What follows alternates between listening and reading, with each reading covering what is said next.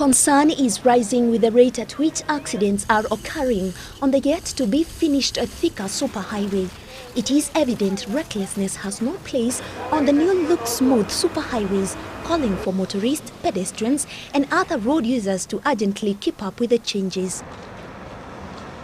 The Thika-Nairobi superhighway, which is under construction, is the busiest road in East and Central Africa. Crossing the lanes, which have been designated for high speed, is definitely a nightmare to many pedestrians and motorists alike. A section of the highway along Kahawa Wendani Shopping Center is one that has left many area residents mourning their loved ones who fatefully could not make it to the other side of the lanes. I personally have managed a hospital within Thika Road, and I can tell you that every day we used to admit or to have a case that involves road accident. Sometimes in the morning you find there has been cases of hit and run. On seeing the tragedy that lay ahead for area residents, 25-year-old George Kelvin Nyaga of Kahawa Wendani thought of what he could do to reduce the number of accidents on this stretch of the highway, especially those involving hit and run cases. I realized that according to the highway code, it was not possible for the ministry to erect bumps along the highway. Then I tried to think of a flyover. Then I realized again it was something that would take long.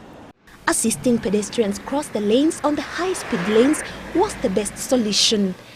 The road was expanded to around 4 lanes each side, and I thought of how children would have a problem when going to school, because that time it was even giving adults trouble when it comes to crossing. Kelvin mobilized a group of volunteers to assist him in his cause. Successfully, the young man, more than determined to serve the society, trained his team on road safety rules, equipped them with working gears, liaised with the Kasarani police station and painted a temporary zebra crossing on the spot to create a crossing point. We approached the traffic commandant at Kasarani Police Division, and we requested to be allowed to paint that particular area temporarily until when the flyovers will be put, or the footbridges, and we did it. Since January this year, Kelvin and his volunteers are on the road by 6 a.m. to 9 a.m. and then return at 3 p.m. to 6 p.m. This is the time during which hundreds of school-going children make use of the road. We assist around 1,500 pupils every morning and every evening. It has been a very challenging project because volunteers have to report here at 5:45 in the morning and then sign out at around 8. Nimekaa tu hapa kwa barabara, lakini nimeona wamejaribu sana. Accident zimepungua, hata madriver nimeona wameanza kuwa controlled vizuri, na nimefurahi sana, na sio mimi peke yangu, hata wapitajia wengi wamefurahi sana. The group says accidents have drastically reduced since the inception of the program. Funding the program all by himself, it has not been a bed of roses, and he is now sourcing for funds to help him expound his cause. Even if we work with volunteers, then by the end of the day there is cost that comes with things like communication, traveling, hiring taxi. You need to buy uniforms, and you also need first aid supplies, and you also need to give the volunteers some allowance. Flouting traffic rules by both pedestrians and motorists has been a major contributor to road accidents in the country. Noting that 80% of them are caused through human error, Kelvin says they can be avoided. Roads are something that we use every day.